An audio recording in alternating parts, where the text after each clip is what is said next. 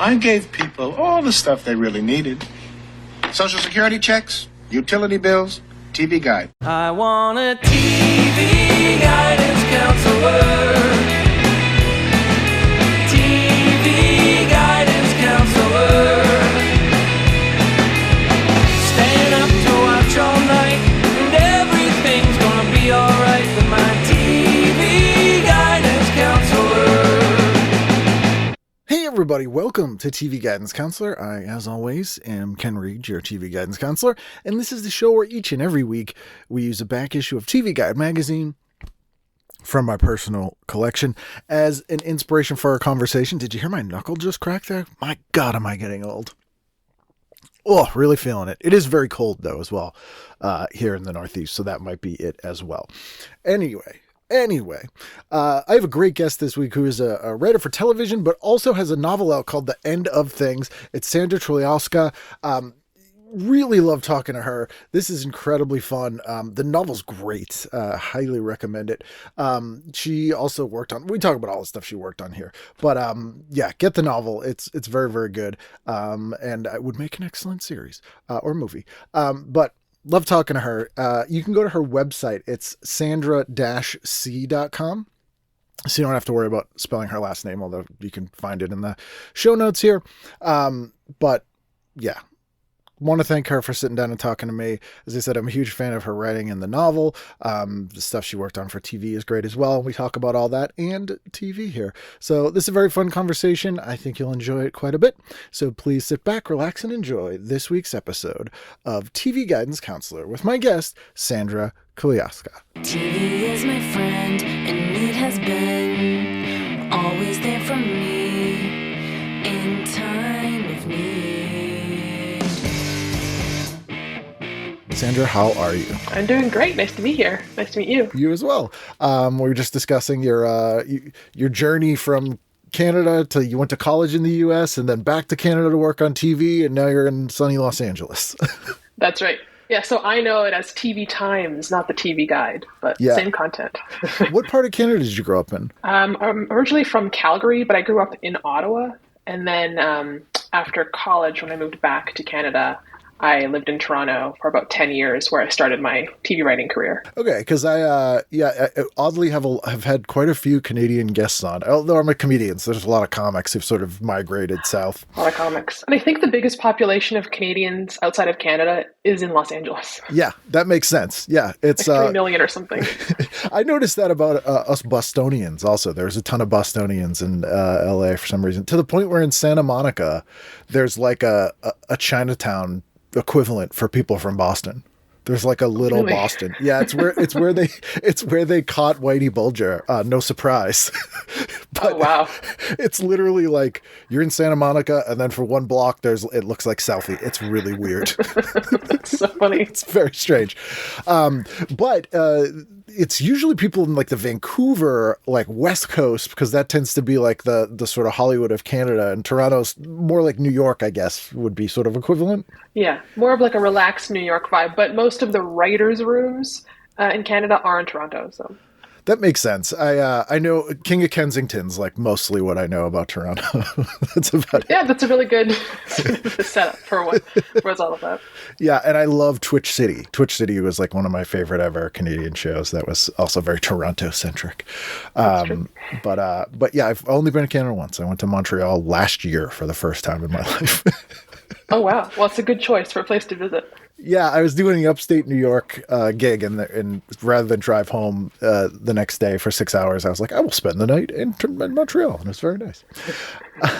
Yeah, so you had the TV Times, which is more like influenced by the UK, because you have like CBC, which is more like the BBC than our PBS, and it's kind of you're sort of midway between the two with those sorts of shows.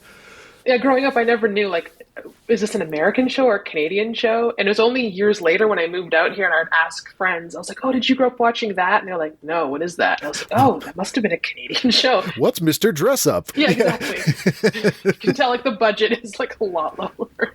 That I had a similar thing with Canadian content with Nickelodeon, because so much of it was Canadian, and I hadn't really figured out accents as a kid, but I was like, oh, the people on this channel talk the same. oh well. Like I didn't know why, but I was like, it's because it's Canadian. That's why. Cheap stuff. But that's when we started getting those U.S. Canadian co-productions, was sort of like late 80s, early 90s, and then it just exploded where it's pretty much still happening today. Absolutely, yeah. So much is shot up in Canada now, all across, everywhere from the West Coast, like you mentioned, around Vancouver and Alberta for like the kind of the more Wild West look, and then just so many shows try to double Toronto for New York.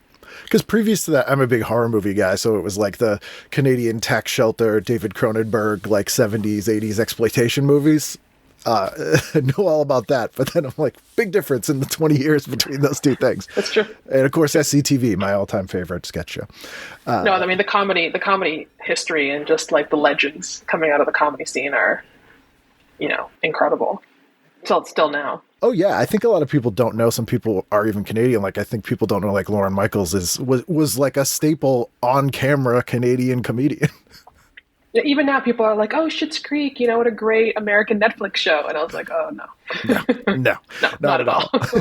Because you went to college here, and then did you want to write for TV when you were going to college? I originally wanted to write films, like screenplays. I could sort of like write what you see. And then after college, that's kind of when I started I would go to Blockbuster and I would rent seasons of like 6 Feet Under on DVD. And that's when I started discovering long form TV and realizing, oh, there's this whole other thing happening where you can tell long, big stories over many years and really track character changes. That's when I was kind of like, no, you know what? Like a lot of feature films have to tell much simpler stories. That's sort of when I fell in love. Which was kind of new at the time, especially for like North American TV, where, everything sort of became a mini series, sort of, because it was like the antithesis of storytelling is often television, where like you're never allowed to finish a story because you have to keep it going. But it was like early 2000s when that sort of post Sopranos, golden age, quote unquote, of TV happened. People were like, oh, wait a minute, we can actually have a story with an ending in a middle and characters change. This is new and exciting. Absolutely. And that was sort of when I started reframing my brain around it. And I just love how the way it makes your brain muscle work, where you can tell this enclosed story, but you also have to keep the door open to keep world building and expanding outwards. And I have some improv background, so because you're a comedian, very much like yes-anding all the time. You're constantly building out the world. So I really liked that about the collaborative nature of TV writing as well. So that seemed really attractive.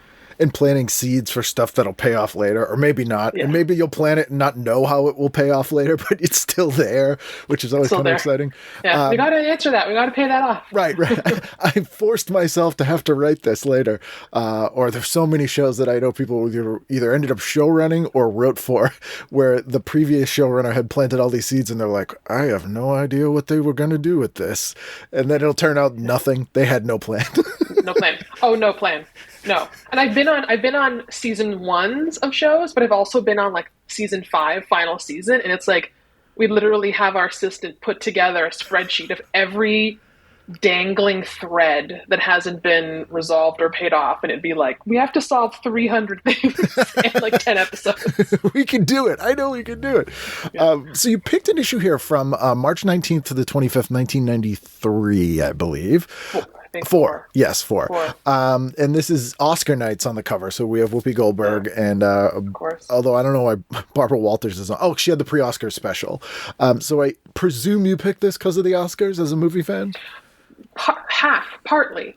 Partly because that specific year of the Oscars, if you look at the contenders and the winners, was, I think, seminal for me personally, but also just seminal for cinema. Like people talk about the 70s, and I love the 70s, but I have often, with my writer friends, talked about 1994 as one of the greatest years for American film, but also American television. And just how it changed the way we consume TV. We can get into this later, but like sure. The Thursday fall lineup, or how certain shows got canceled prematurely, and then the whole like fan outrage and petitions that started in 1994. Like there's so many monumental cultural shifts that happen in this year in film and TV that's and also I was like 12, so that's also it's perfect I mean, same for me this year. Like, My So-Called Life is everything for me. My So-Called Life, but it's true though. Like culturally, the '90s in television kind of started in '94, because even up until like '92, '93, all the TV shows were for the most part like holdovers from the '80s. So like Cheers ended the year before this. Stuff like Who's the Boss, Growing Pains, Miami Vice went till '92, Dallas, like all these shows that were huge 80s shows that people think of as 80s shows really didn't end until like 92, 93. And then there was like kind of a lost year where the networks were like, I don't know what to do now, which was great because they ended up greenlighting all kinds of weird stuff because they were like, I don't know, something, I have no idea. And we ended up getting like a more experimental, inadvertently innovative year of television. And I feel that's what the 70s were for film as well, like auteur driven. Like you mentioned My So-Called Life, and I'd love to talk about that because that was the show that I was like, I want to write because of Winnie Holtzman, and who would greenlight? I mean, maybe now it would be like a Hulu or a Peacock or something, but what broadcast network would, order that today?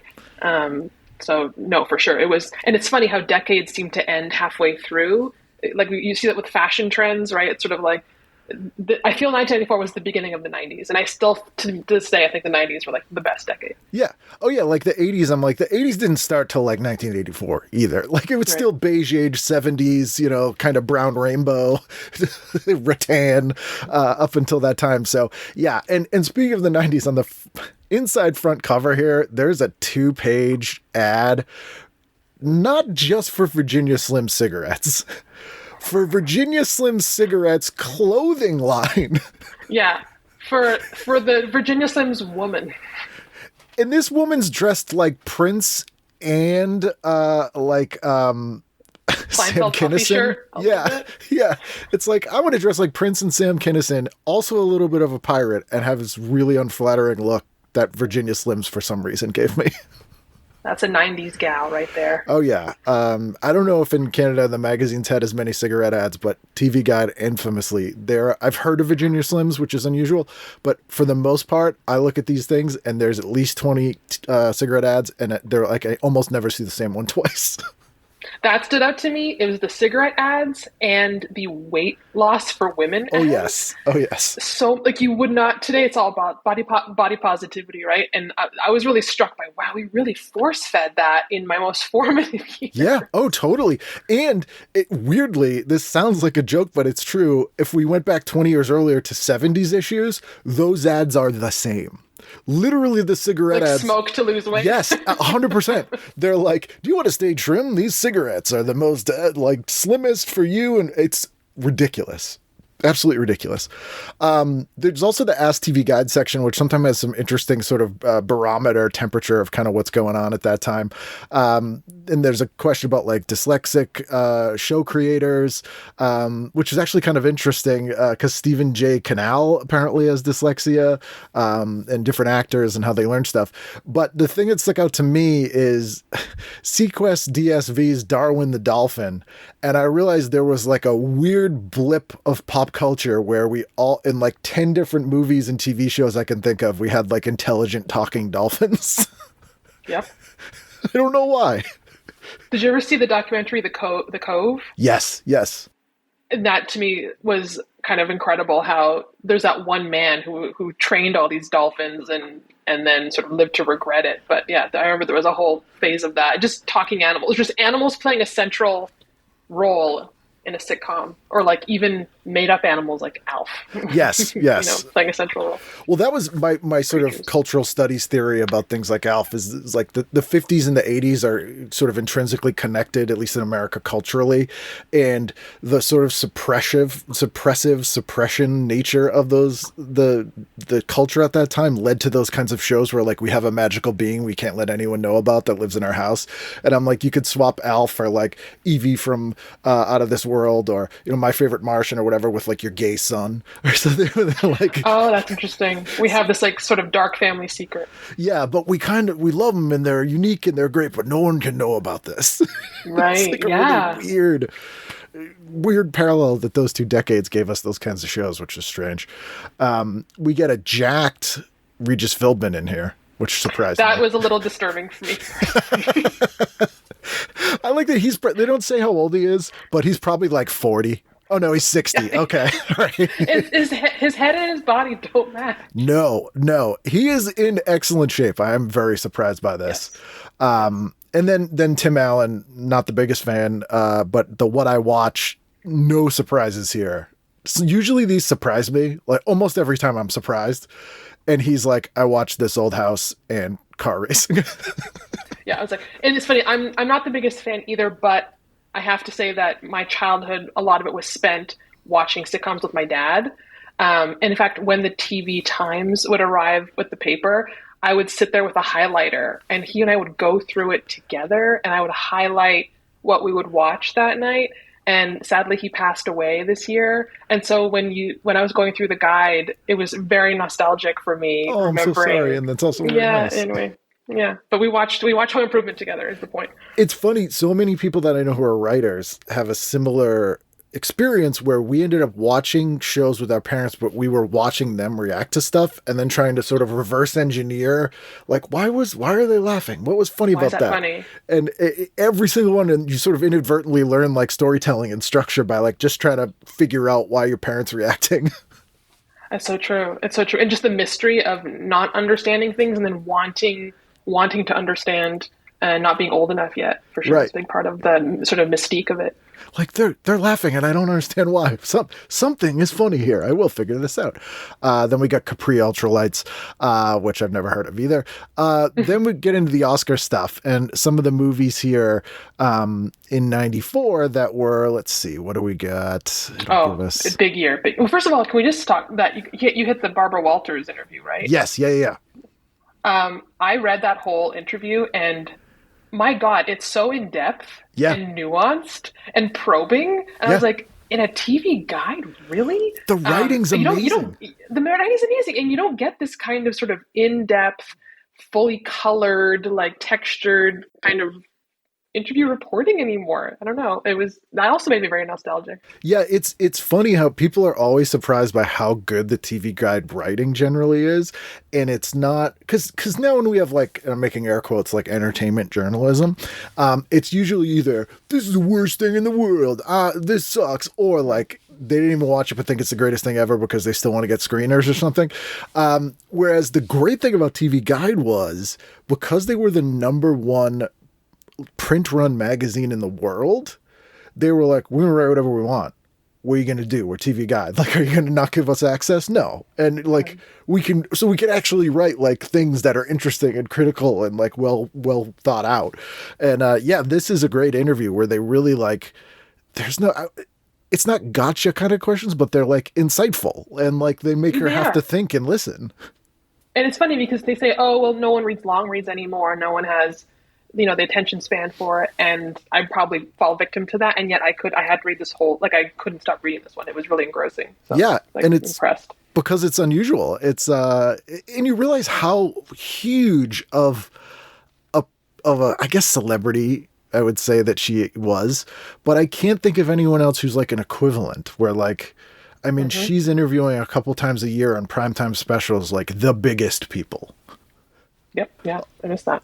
Although I don't know if we have people that level of fame anymore either, because everything's so. Yeah, I mean, Oprah's, I mean, doesn't have her show anymore, but I guess she was the other one who's still around, but. Right. But it's like a legacy. Yeah. And there's not like newer people that have come in. Also want to mention, I was on the Paramount lot once when I'm going through the Whoopi Goldberg thing here. And, which if you ever get a chance to go on the Paramount lot, do it.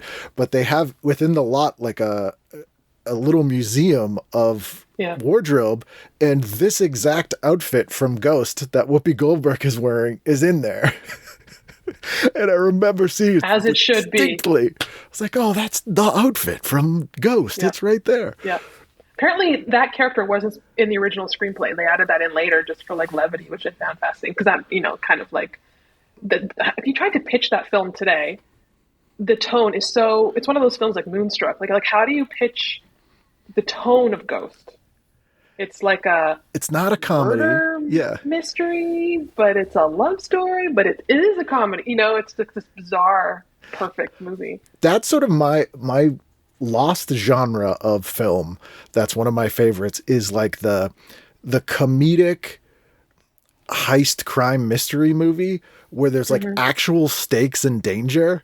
Like, you know, the Beverly Hills Cop's an example of like Lethal Weapon, but you know, like Real Genius, which is probably my favorite movie ever, that's like in there, or like these movies that it has a story with stakes, but is also really funny.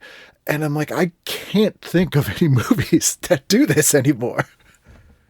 I know, because it's almost like there's this pressure now, this tentpole pressure to like hit certain benchmarks. It's no longer about a story. It's more about storytelling between action set pieces. Right. And that's also why I think like this was, at least for me, this was the year of wanting, this is the year I wanted to become a filmmaker or be in the industry, because primarily for two films, Jurassic Park and The Fugitive. Two very different movies, but Jurassic Park for me is one of those lost, it falls into that category of a lost genre of like, it's action, but it's also romance. And some people say, oh, that dinosaur movie. I'm like, no, this is a film about a man who's very ambivalent about fatherhood. Yeah. You know, and like, this is a story about a man coming to terms with becoming a father. And yeah, there's dinosaurs. And it you don't get that anymore in like an action movie where it has this deep, profound character, humanistic story at its center, and every scene, you know, only fleshes out and deepens it. So that was a movie that just blew me away. And the summer that it came out, I remember I'd gotten the novel and the movie came out. And that summer, my sister and I were sent for summer vacation to Costa Rica, where the story is set. Yeah. And so I remember like we were sent for sort of like cultural immersion, like to live with a family and like learn Spanish and stuff.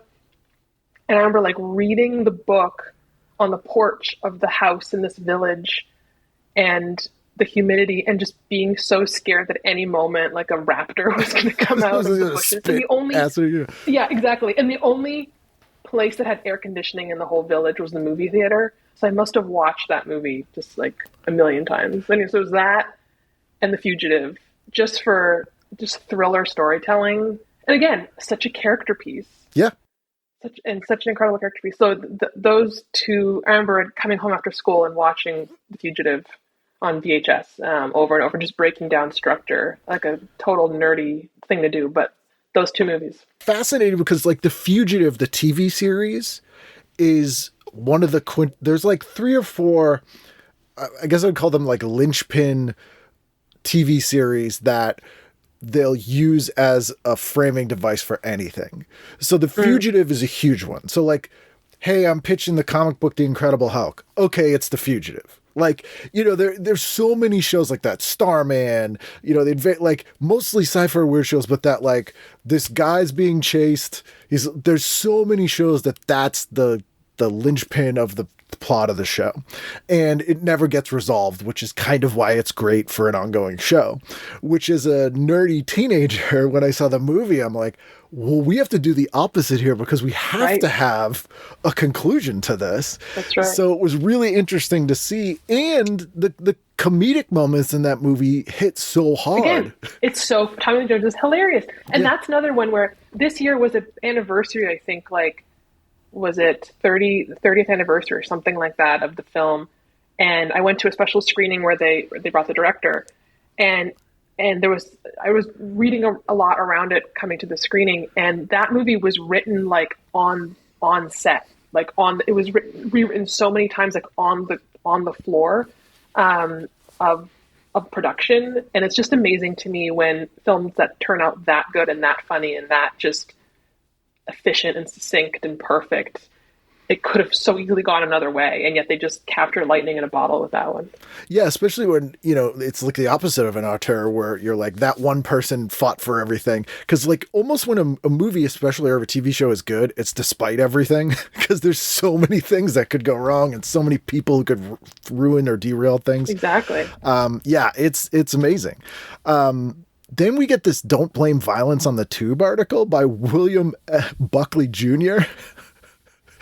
This is a great, fascinating snapshot article of stuff that's timely now, which is also kind of depressing.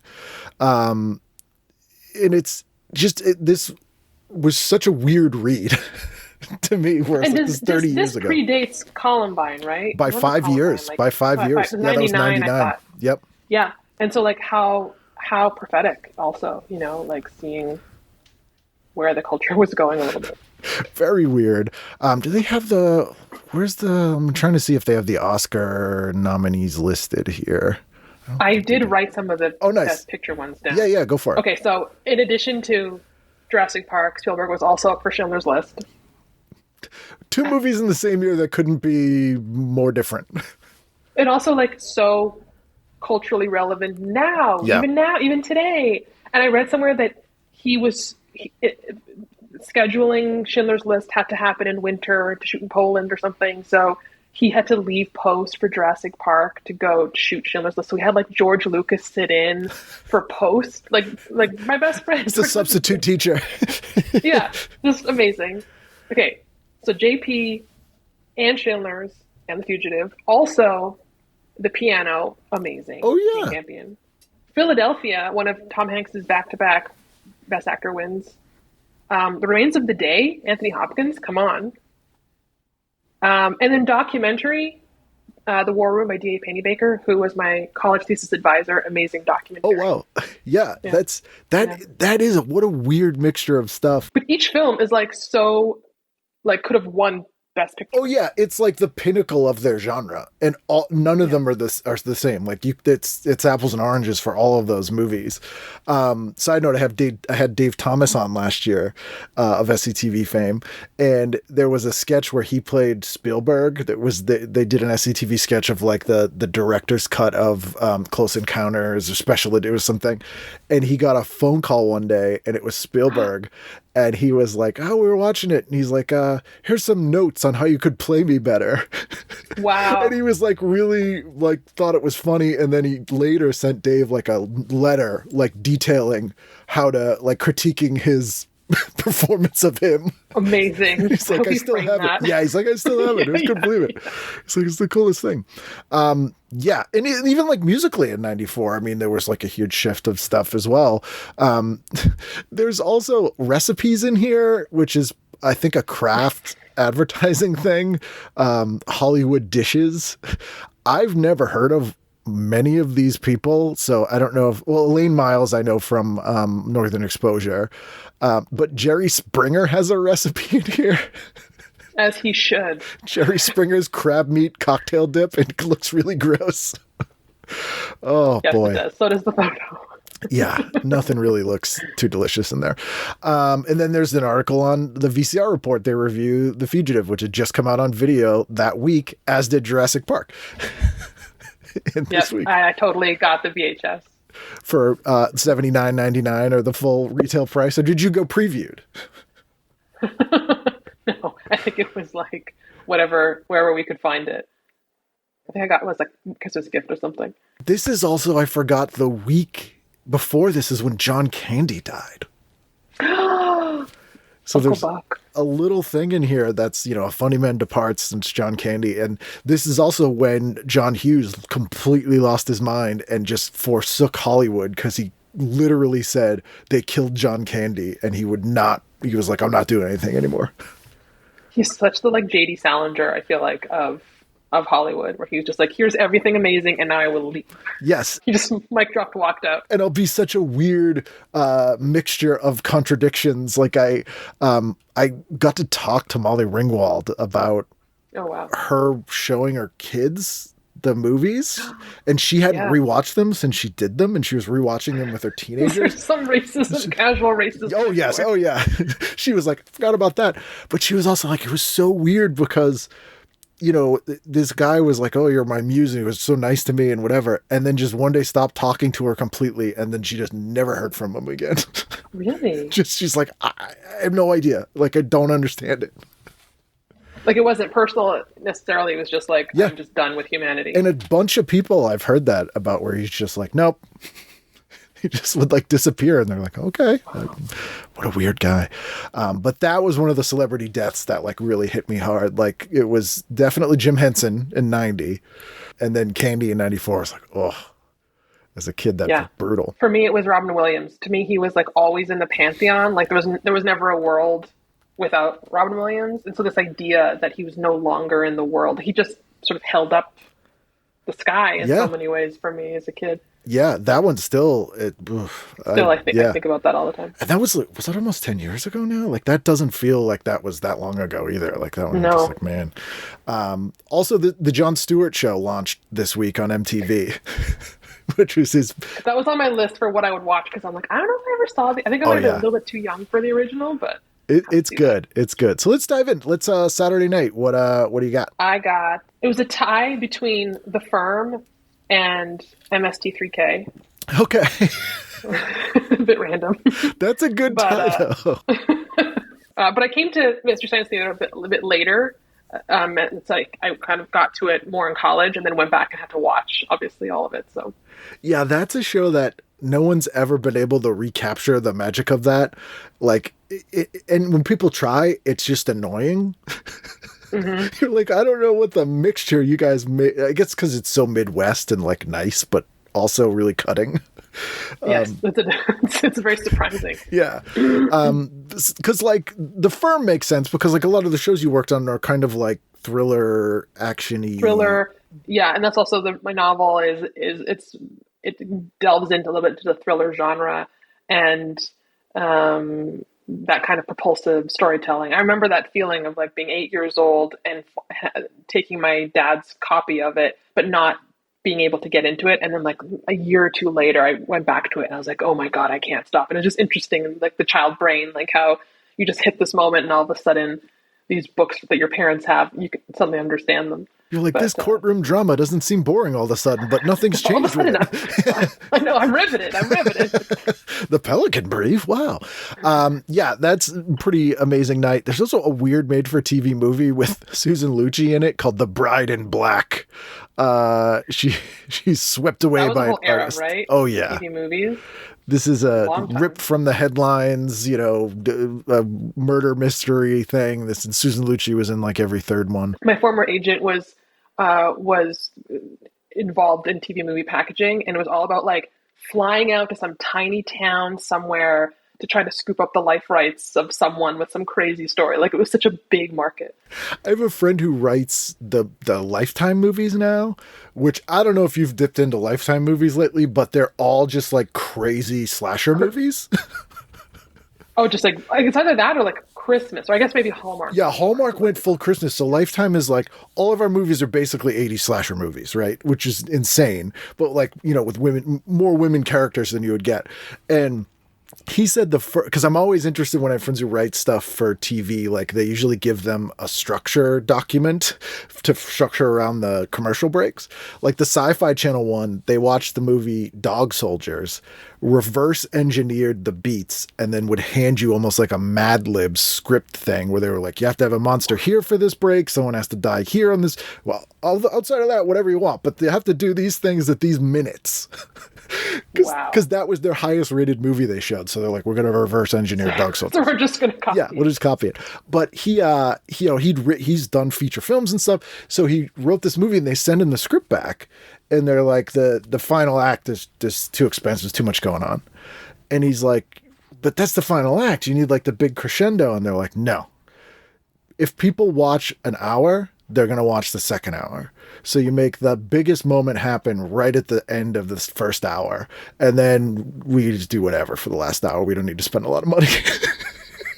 He's like, okay. So we had to relearn like 3-act structure to like peak in the middle and then just like peter out. Kind of like a cliffhanger, like a mid-episode cliffhanger.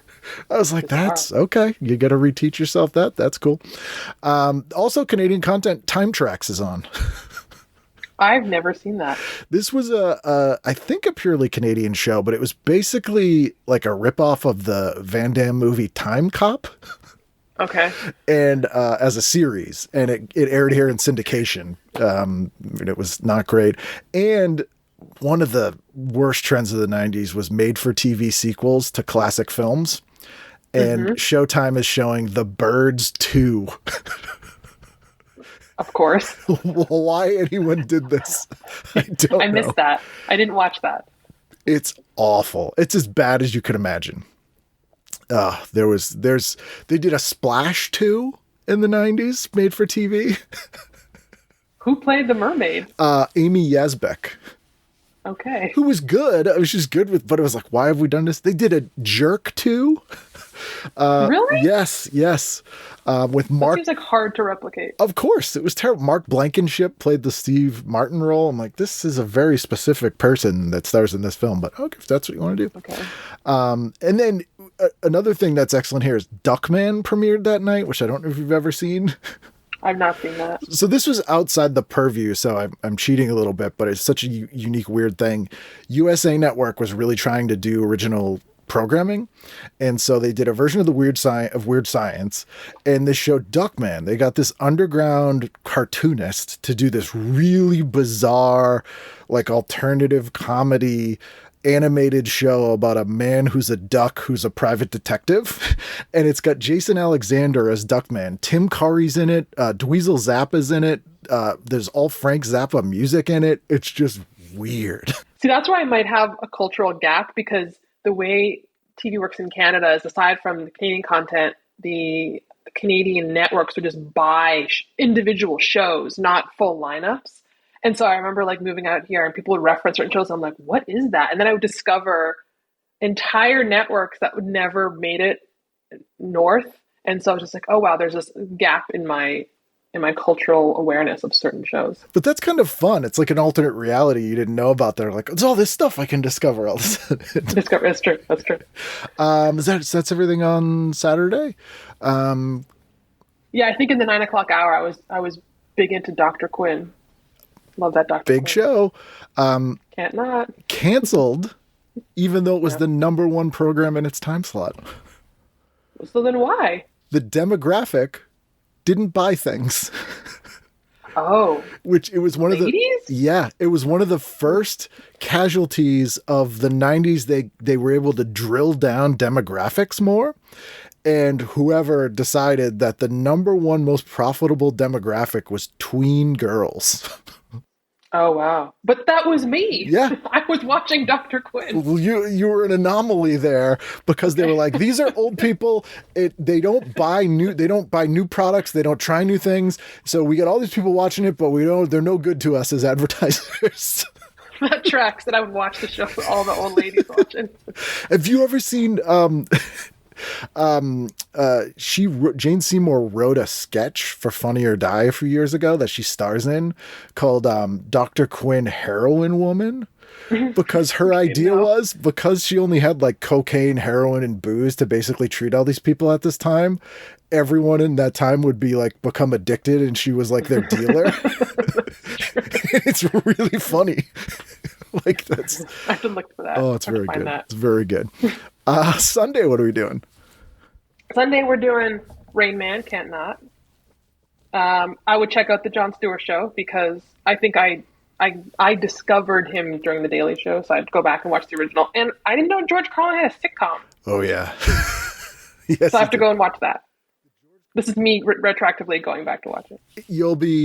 It'll be like a train wreck for you in an interesting way, because he's way too past his peak to have a sitcom, and people know him too well. Like, I feel like for comics, that has to be like, you have to sort of know who they are, but they can't be too famous, because otherwise the sitcom, you don't buy it, sort of. Yeah. And so they went, look, Cheers is off the air and Taxi was really good. Let's combine them and put George Carlin in it. So he plays a taxi driver who hangs out at this bar. Oh, wow. And they put great supporting cast. Alex Rocco is in it, but it just doesn't work. And they had people who worked on Cheers, MTM alum, working on it. And it's fascinating to see this just not stitched together. I guess sometimes it doesn't. Yeah, sometimes it's like forced, and it doesn't. He's just better in a different kind of format. Yeah, it doesn't work. Rain Man's one of those movies that was such a phenomenon, and no one really mentions it or like rewatches it now. That's true. That's true. I know, and it's just like Tom Cruise, just say whatever you want, but just consummate movie star. Oh yeah, he's good in everything he's in. Yeah, I love that movie. There's a made-for-TV movie starring Marlo Thomas, Ali Sheedy, and Mel Harris called The Ultimate Betrayal, which sounds horrific. I don't know why they would make this as a movie. A father's unspeakable act. 4 daughters demand for justice. And I'm like, that doesn't sound like what I want to watch on a Sunday night.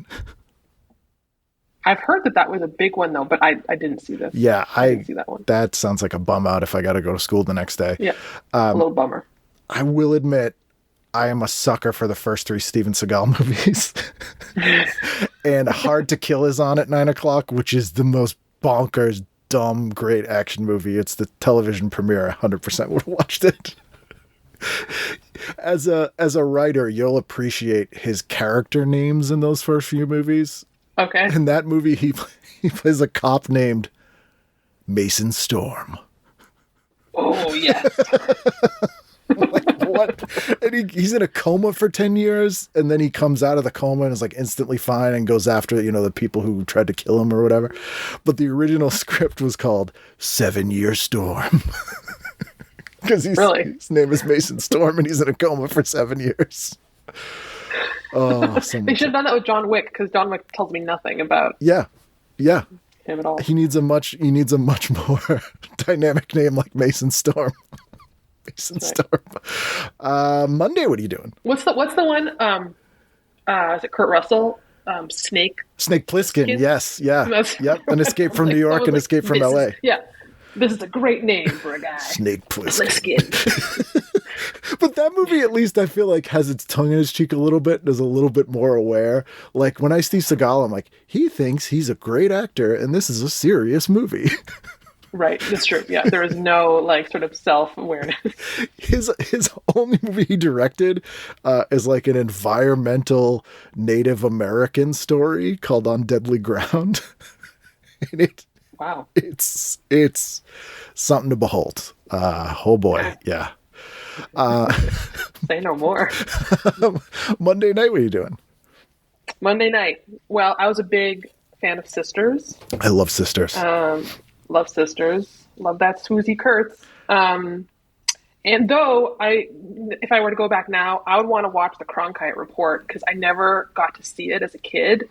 And now I just think of like what has become of the news cycle and news as entertainment. And I would just love to go back and just watch some sobering, dispassionate reporting. Yeah. And just like people who have this inalienable belief in the power of like journalism. Like, I have my strict ethics and this thing. And it's just like, that didn't, oh boy, we don't have that anymore. And then, of course, it's the Oscar night, right? Yes, this is the Oscar night. Yep. So Daniel Day-Lewis in The Name of the Father, Lawrence Fishburne, What's Love Got to Do with It? I forgot that was that year. Angela Bassett won Best Actress, I believe, that year for that movie. But man, that is a big night. It's funny to watch the counter programming because like a lot of the other channels are like, no one's going to watch Not this. even trying. I know. And I would watch pre-show. I would watch, Barbara Walters. I would watch The Carpet. I would watch the whole thing. It was just snacks, all of it. It's just like, that's the night. Do you still watch it now? 100%. It has completely lost so much glamour and just mystique for sure. But I still watch it every year for sure. I definitely I used to know all the movies by heart. Like I'd have seen all the movies already. And then it's just probably me, but like the last few years, I'm like, I never heard of any of these movies. The only reason I watch them is because they send screeners. Right. So otherwise, for like these little indies, which are always my favorite, I wouldn't see them otherwise, if they had like these small engagements in theaters. So that's probably the only reason I do get to see them. But yeah. Not a bad reason. They're putting out Baywatch against it like that. No one's, I guess if someone's not going to watch the Oscars, it's probably someone who's watching Baywatch. Maybe. In a crime drama made for TV movie starring Famke Jensen and Shannon Tweed and Sean Young. in the movie Model by Day, who at night becomes, oh my God, this is amazing. Former cover girl Famke Jensen is a stylish model by day who at night becomes Lady X, a masked crime fighter whose name and disguise are being used by a murderer she's out to catch. So they have the same name? Yeah, she's a vigilante crime fighter, but there's an imposter who's trying to frame her for murders. And using the same name. This was using the same mask. Yes, same mask. This was a Fox failed pilot that they burned off as a made-for-TV movie. Probably if it had gone, I imagine it would be in that Fugitive format. Yes. Lady X. Works. Wow, that needs a reboot. Is there anyone you worked with that you used to watch growing up or that was like super intimidating to write for? Most recently, Hilary Swank, for sure. Right. Just so strong and smart and very perceptive with scripts. And then my boss was Tom McCarthy most recently on Alaska Daily, this ABC journalism series. So I was a massive fan of all of his films, not just Spotlight. And so just to sort of be in his presence and hear his insight into writing, but then writing for Hilary Swank and being on set with her was pretty exciting, for sure. Just to hear her like speak my dialogue was very cool. She seems always very down to earth. I remember I went to a screening of Boys Don't Cry that she was like when it first came out, and she was doing Q&A, and she was very self-deprecating. She said, I don't even know why she said this. She said she looks like John Malkovich mixed with Julia Roberts. Oh, really? She's like, oh, I pretty much look like John Malkovich and Julia Roberts. And I was like, okay. It's very weird. But she was like, don't take yourself too seriously, I guess. Yeah. And then they have like a weird comedy ad of 8 reasons to skip the Oscars, because this was like the height of Letterman's top 10 lists. Yeah, those are a cultural gem back then too. This is right when he had moved to CBS too, so it was like a big resurgence of like that late night fight going on. Tuesday, what do you got? Tuesday, that's when I'm getting into more of the sitcoms. So like Full House. Although Mork and Mindy I haven't seen, but as you know, Robin Williams, Pantheon. Yes. So I would go back and watch that. Kids in the Hall, can't not, Canadian. Whose Line, I loved Whose Line, but again, I have an improv background, so it was really cool. Colin Mockery, Ryan Stiles, seeing them do their thing. They were so good. They're still so good. Yeah, Greg Proops always kills me on that. He's the best. You've never seen Mork and Mindy? No. I mean, I've seen like some clips on YouTube and stuff, but I have never sort of sat down and watched it. But I remember seeing, I think like CNN did these specials about sitcoms, and they did a segment on that and just how they couldn't contain this man and how they're just like, just let him go. Yeah. And he was just, again, lightning in a bottle. Just this generational talent. It's fun. Bobcat Goldthwait was very good friends with him and directed him in a bunch of stuff. And Bobcat had a really good insight where he was like, Robin Williams is never bad in anything. It's only bad when the director is just like, okay, and then you do your Robin Williams thing, like doesn't give him any direction and just thinks like, you just go like, of course it's not going to come out great, or like it's going to be a gamble. Like the poor guy who just like the script just says, and then Robin Williams improvs or whatever. You're like, no, you got to give him something. Because good improv, you need a prompt, right? You need something to play off of. Yeah, you can't just sit in a vacuum and be funny. But they go, oh, he can do whatever. We'll just have him, just do his thing. Like, no, you can't do that to the guy. Jeez. Mork and Mindy's very strange. There's like some oddly dramatic episodes.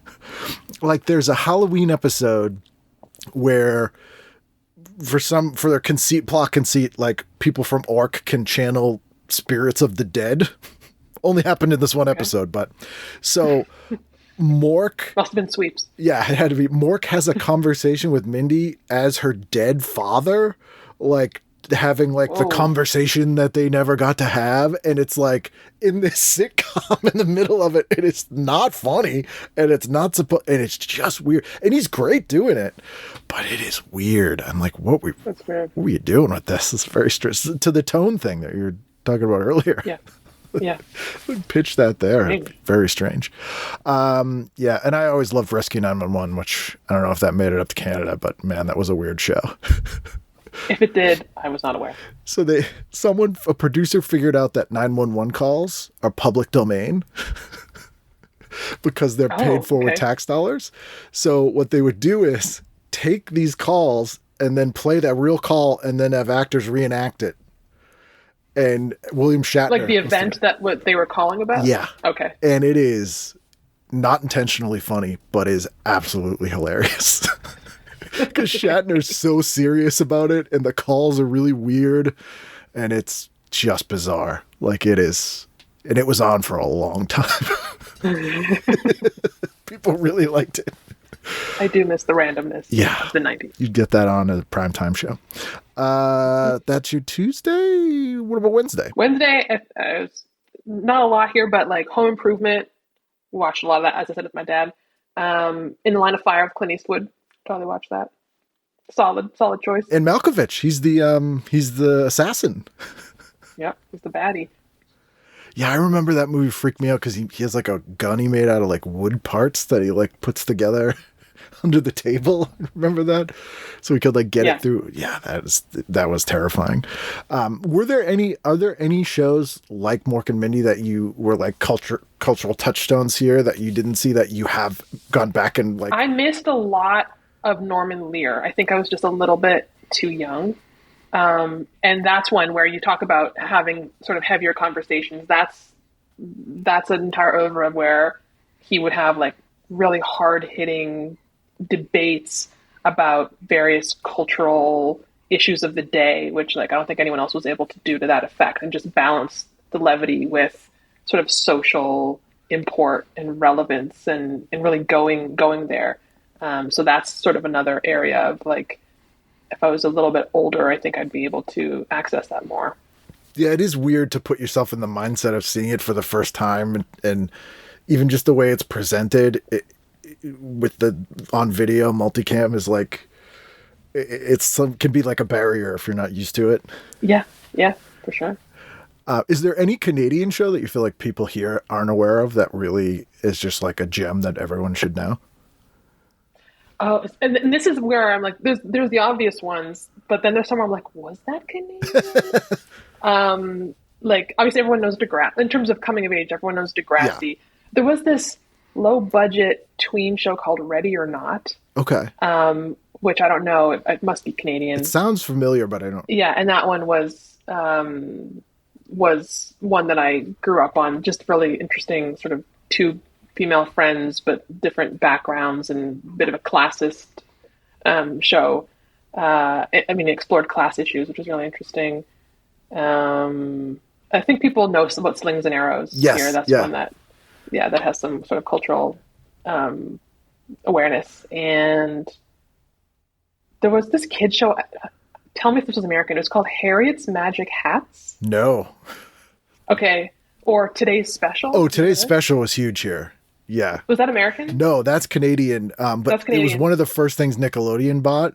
But they didn't buy all, because that had like 1,000 episodes, like a crazy amount of episodes. And Nickelodeon bought like 100 of them and showed them over and over and over and over. Oh, okay. So that was a big one. I just wanted to live in that department store. Yeah. With Harriet's Magic Hats was just a good premise. It was like this girl who has these magic hats, and then every episode when she puts one on, it transports her to whatever that hat is. Oh, okay. She goes to that place. Anyway, so so it's like an anthology kind of. They could do like the learning part and all that kind of thing. There you go. Exactly. But unusually, like in a lot of the stuff you write, there's like strong female characters. Like that seems unusual because we didn't really get that much here, especially in kid shows. Was like the first place we got strong female characters. Weirdly, now that I think about it, it's funny too. And my nephew, who's American, would spend summers with my parents in Canada, and so that's where he got a lot of like kids programming and cartoons, and he would tell me after that he noticed that as well, and also just how he found them a lot better, just like the writing better. And I wonder if it's just because the market in Canada is either sort of procedurals, and the children's animation is really big, so you get a lot of just talented writers writing for that. Right. So just the quality is higher. Although I did notice the night before, one of the best US TV kid shows ever, The Adventures of Pete and Pete, was on, which I don't know if you've ever seen. I've not. Oh, if you like My So-Called Life, The Adventures of Pete and Pete. I do like My So-Called Life. The Adventures of Pete and Pete is like if that was a really surreal Kids in the Hall sketch. Oh, okay. It's about these two brothers named Pete, both named Pete, and, you know, in a suburban thing, but it captures that thing when you're a teenager or a young kid where everything is a huge deal and like this big mythological struggle. Yeah. And so they managed to really, by being sort of surreal and weird, capture what that actually feels like. It's a really great show. It's very, very smart. That's amazing, because that's why My So-Called Life did so well. Yeah. And it's so hard to do when you're not in that mindset anymore, when the problems do seem sort of less serious. Without writing down to people, like, or, you know. Yeah, exactly. Making it feel as huge as it is. I would have trouble writing that now, because even just cynical in my 40s, but sometimes I'll like literally see like a teenager or like a show where the teenagers are, you know, like the romance thing, and I'll be like, that doesn't matter. It's going to be all right. And then I'm like, no, I've become that. No. Yes, you become that person that like minimizes teen angst. Which I never thought would happen. Well, there's a John Hughes line in Breakfast Club where he says, you know, when you grow old, your heart dies. And I'm like, I guess that's true. Or when you turn 40, you get a little bit sad. Yeah. You're just a little bit sad all the time and you realize nothing matters. You get existentially nihilistic to a point where it's hard to tell stories. Thursday, I imagine this is the My So-Called Life. Well, yeah, although in this issue, I realized, I thought when I picked this issue before you sent along the full issue that it would be on, but it hadn't premiered yet. It premiered in the fall. This was March. But here we had Mad About You, of course, Wings, definitely, Seinfeld, who wouldn't, Frasier. It was later in the fall that it was Friends, My So-Called Life, ER. But what's interesting was My So-Called Life got canceled, but it was getting like 10 million viewers, which is, today no one gets that. Oh, it'd be the number one show by far. Yeah, but it was against Home Improvement was getting 30 million viewers. And so they canceled My So-Called Life because it couldn't, rather than moving time slots. Yeah. They just, they canceled it. And it was against Beverly Hills 90210.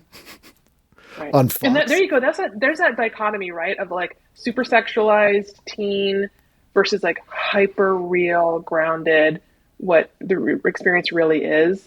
And I feel like the culture went one way with the WB, CW, like Berlanti verse. Aspirational. You know, that it's all aspirational. Aspirational. Instead of like reflective, which I think is reflective. Huge cultural shift in general with all the shows where it became like Rosanna is one of my favorite shows, and it's a blue collar sitcom where the comedy comes out of like life is hard and they're struggling, and it's like that's why it's funny.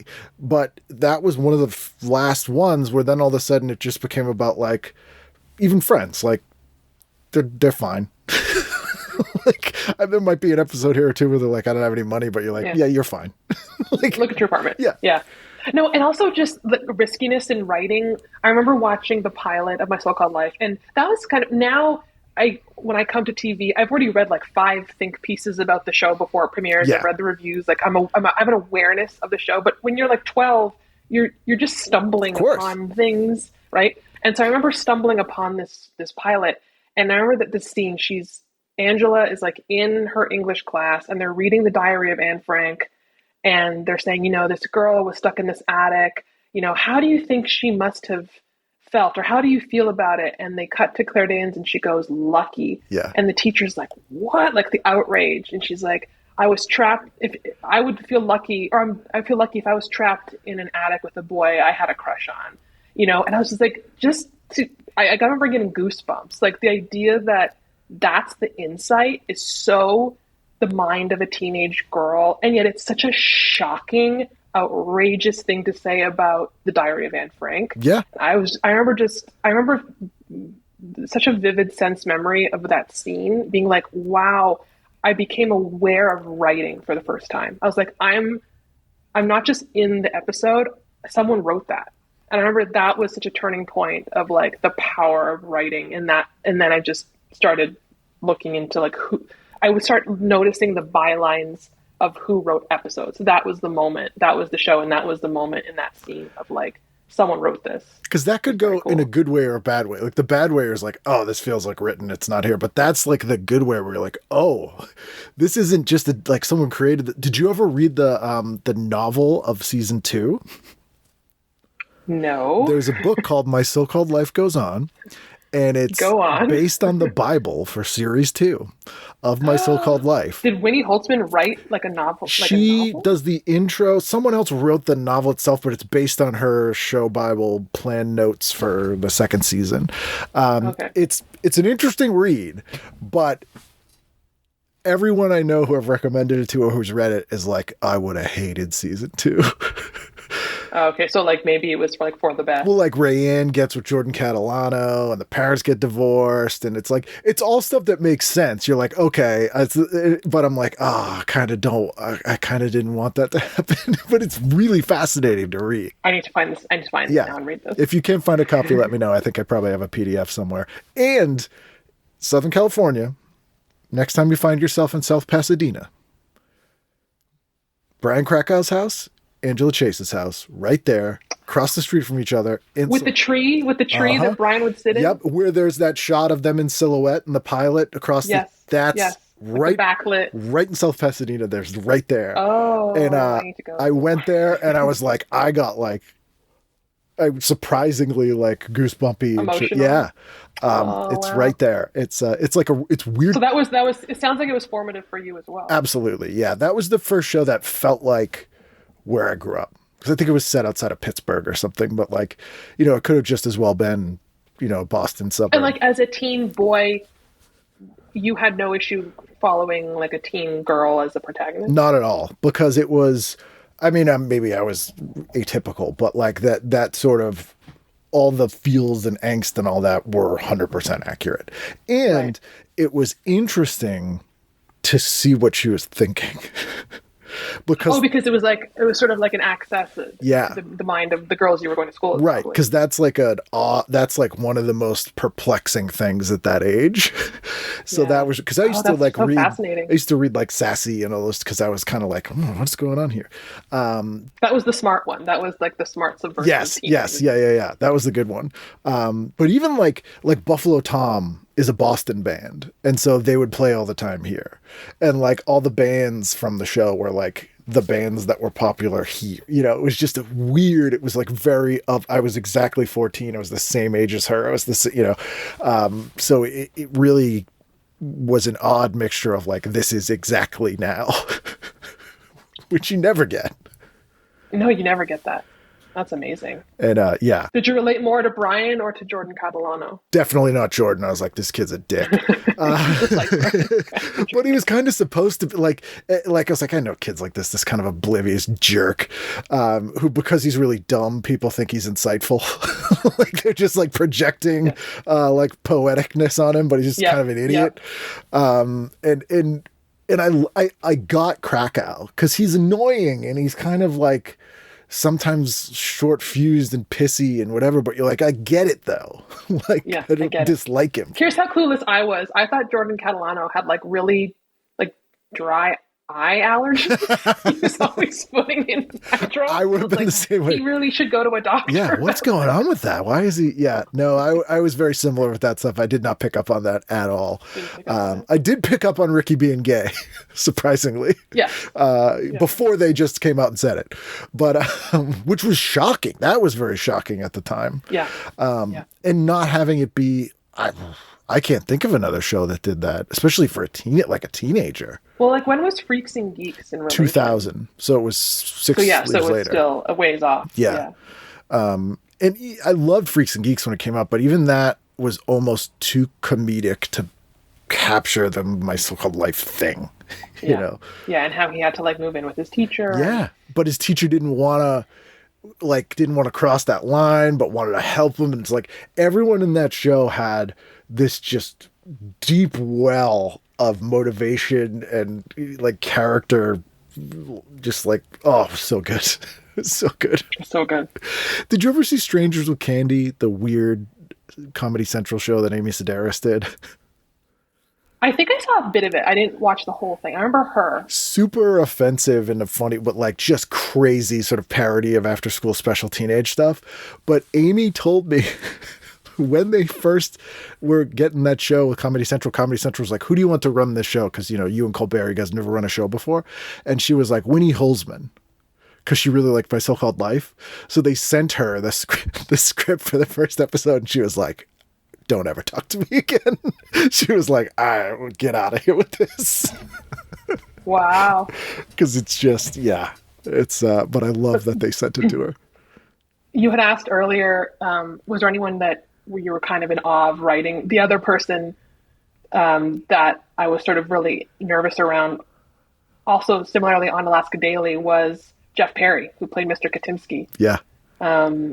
Who from My So-Called Life, so it was really cool to be with him, and like such a storied theater actor, and with his theater troupe, so many other like legends like Laury Metcalf, and yeah. So it was very cool. Oh, was he Stepenwolf guy?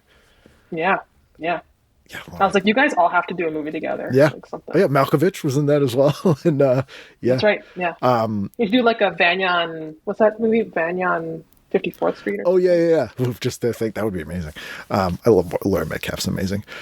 She was an SNL cast member for 2 episodes. Really? Yeah, 1984 or 85. She was like a featured player, and then it didn't work out. No. Yeah, it was not. I mean, she's funny, but I don't know if she's SNL, that kind of. Yeah, funny. she was doing. They had her do like more like Weekend Update, like Man on the Street stuff. It was just like, it was definitely someone was like, she's good. Oh, maybe not for this, but it's too late for us to figure that out. But she's done quite well. Oh yes, she's done perfectly well. I still think she has the record for the most Best Supporting Actor Emmys of all time. She won like because of Roseanne. Yeah, she won like her and John Larroquette. Like every year they won, and people gave Larroquette crap because he like literally asked them to stop nominating him. But he was literally like, "Look, I get it. Thank you. There's great people. I don't need these anymore." And people were like, what an ungrateful jerk. But I'm like, he's being very nice about really this. generous. Yeah. Like, let other people have some glory. He's like, we've established you like what I'm doing. It's fine. Like, but man, final night of the week, Friday night. What are you doing?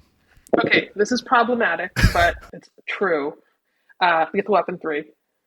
Yeah, my dad and I watched all those, the whole series. Yeah. And then I would have watched Boy Meets World also. Also a good show. Sort of captured, I mean, obviously it's a sitcom, so it wasn't nearly as good, but at its best was pretty great for capturing like the feel of being a teenager at that time. Yeah. Yeah. And I was like a diehard Wonder Years person, so just I had to like not watch his brother's show. The other thing is, if you're in Burbank, their house is right there. Their whole street's right there.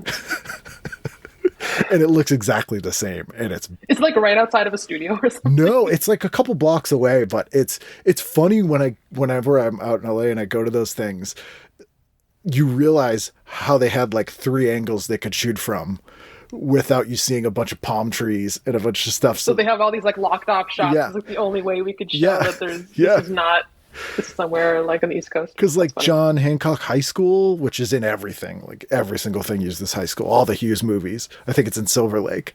And when you go there, you're like, wow, there it is. And you turn around and it's like Spanish architecture. You know, you're like, there's one shot you can take of this place. Shot, yeah.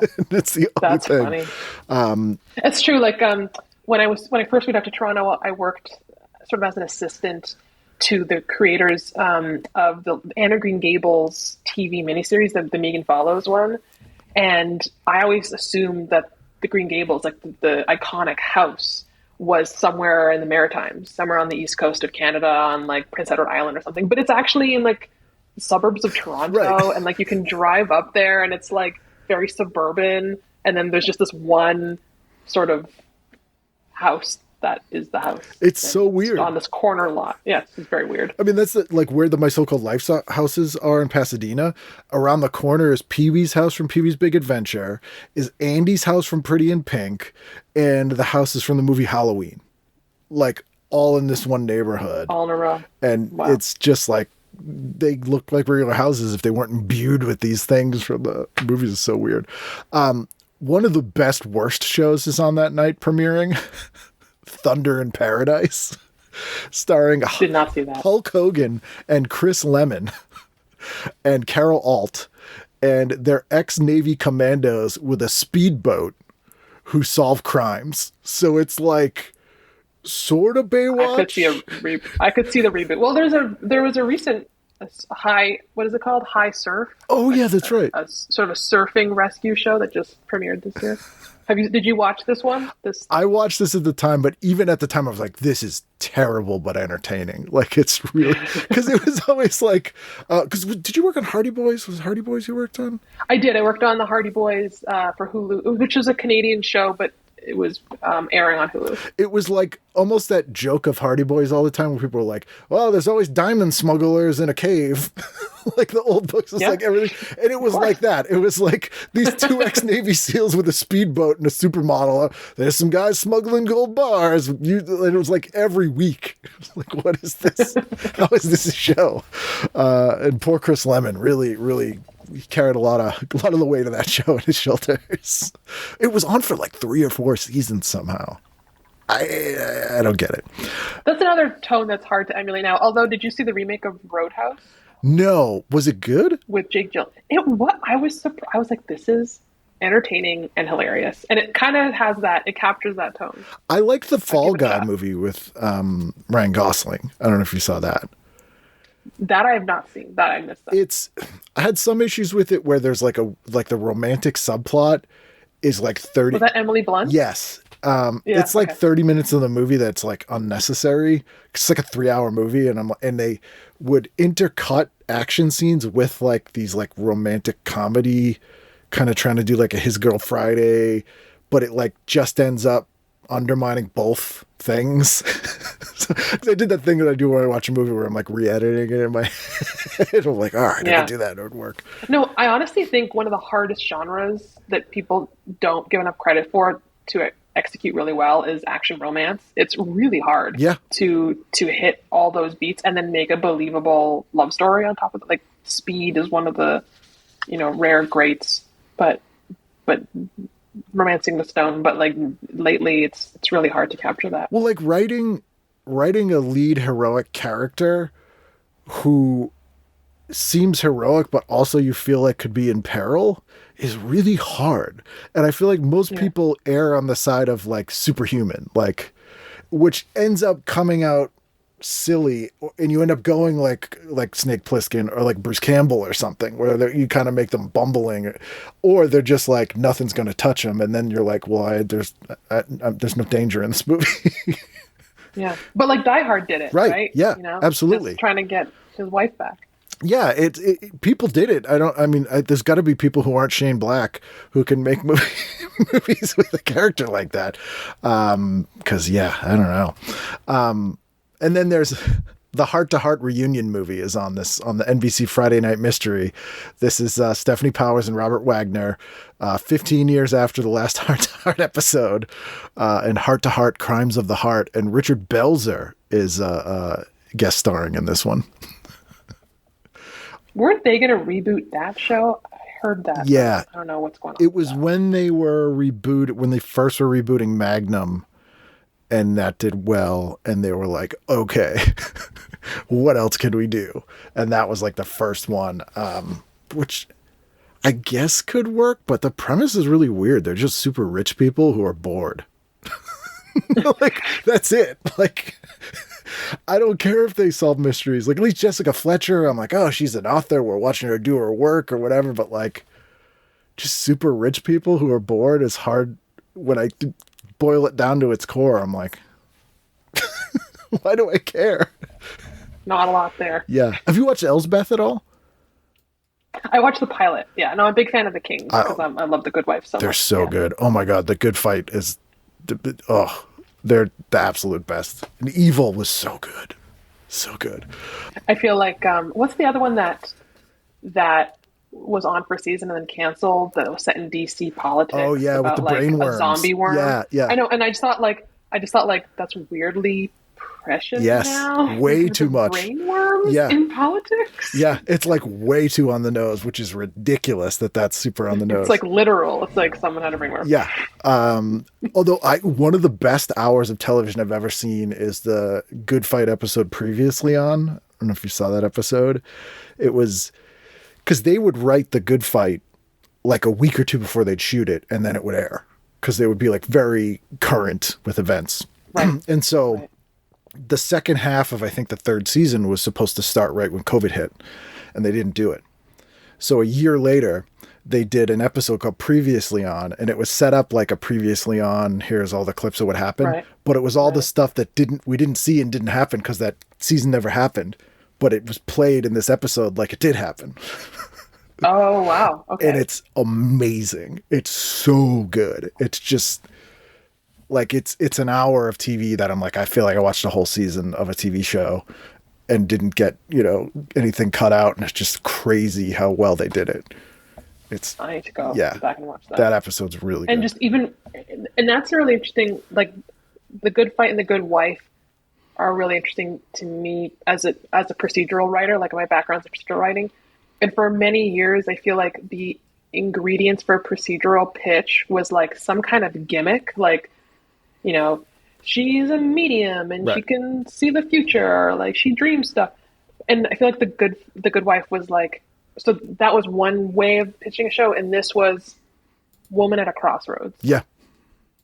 And it's like, it's almost everyone I know's favorite procedural of recent years. And I feel like that kind of shifted.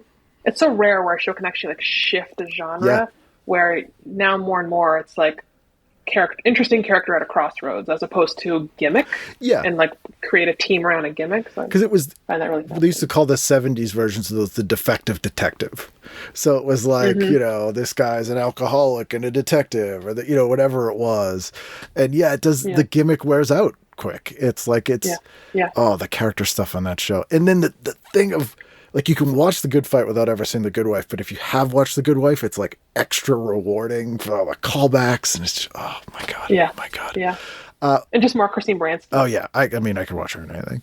Can't get. So that is the week, but to wrap up here, TV Guide is opinionated and it cheers and it jeers. So I'd like to read you the cheers and jeers of this week, and see if you agree or disagree with TV Guide this week.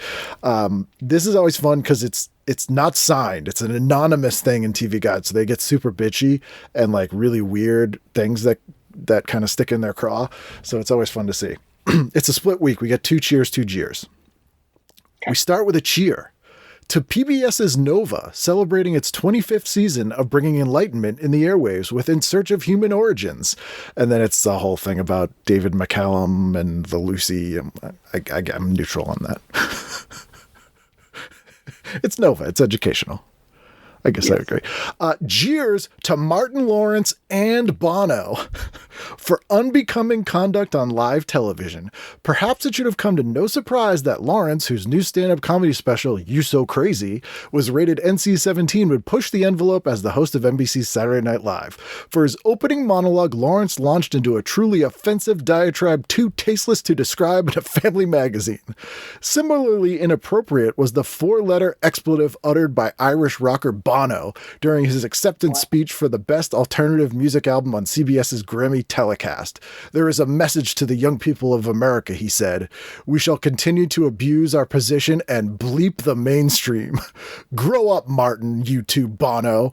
And while we're at it, the Grammys cheers to cutting off Frank Sinatra midway through his Grammy legend acceptance speech. I kind of love that. And when I read the Whoopi Goldberg interview, it was all about how Oscar hosts aren't supposed to be political. Yeah. And how it was all just about entertainment. And now oftentimes winners will use it as a platform to make some kind of political statement. And I'm of two minds of it. Like, I like the idea of bringing awareness to an issue, and you have this platform and there should be some responsibility. But I find it fascinating to see how far we've come in like 20 years, where you can get chastised for that, what you just read, and just how Whoopi as a host they were just not supposed to talk about. And now the host monologues are like all political. Oh yeah. Yeah. But still, like, if you make a movie that's like very political, and you're like up accepting your award, be like, oh, we made this movie about the Holocaust. They'll be like, that's what are you doing? Keep it out of the. I'm like, what are you talking about? That's the guy's movie. Like, how? Yeah, people are weird. Cheers to Bernard Goldberg, whose essay reports on CBS's Eye to Eye with Connie Chung bring to mind a gentler, more literate period of network news. This is like what you were talking about earlier.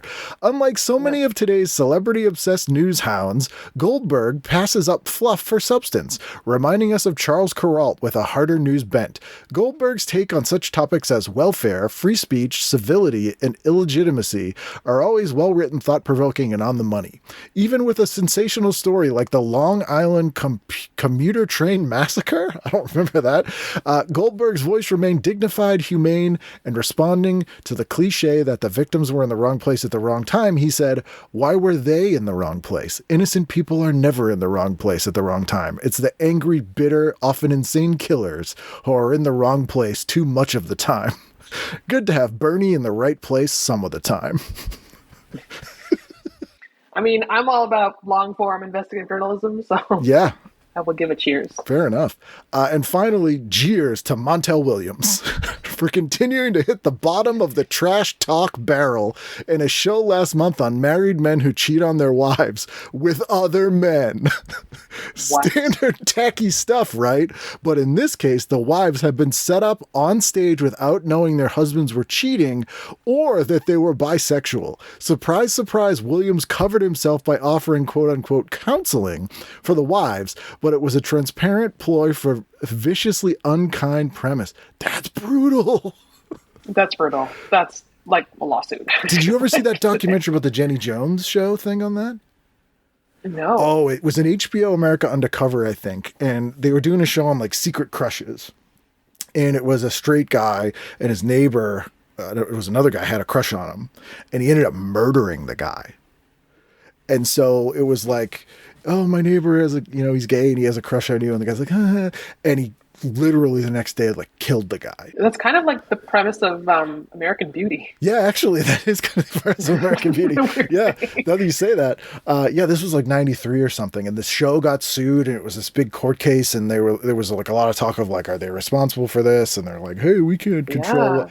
It's really fascinating. I think it was an America Undercover they did on it.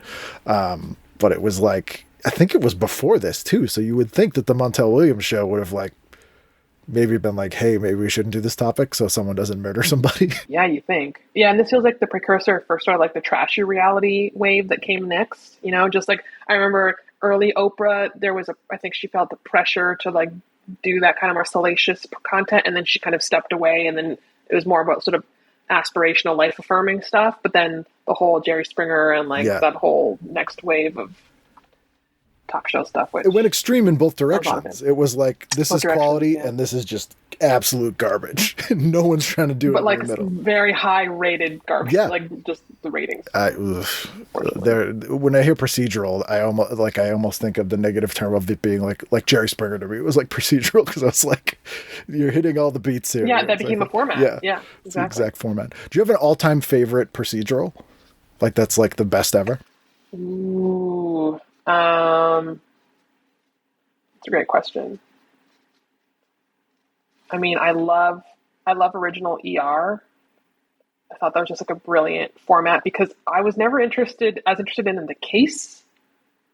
I always loved the characters. Yeah. And so I thought it was so smart what they did, where the cases are these little ER stories, but it's really about the love stories and the ensemble of these people, and like The Good Wife, of course. And they reflect on each other. Like that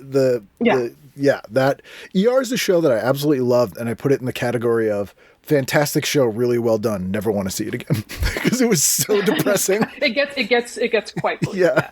But I mean, there it is, Michael Crichton again, like informing my interest in the film world of Jurassic Park, and then and just 94 was his year. Jeez. 94, man. 94. And that was like the third iteration of his career, too, because he had directed movies in the early 80s based on his stuff. And then they kind of didn't, Cave. And then it's like this whole second.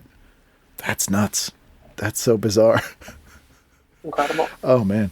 Well, thank you so much for doing this. I'm so glad you had a chance to sit down and talk to me about this stuff, because I always love talking TV and structure. Same here. It was so much fun. It was so much fun.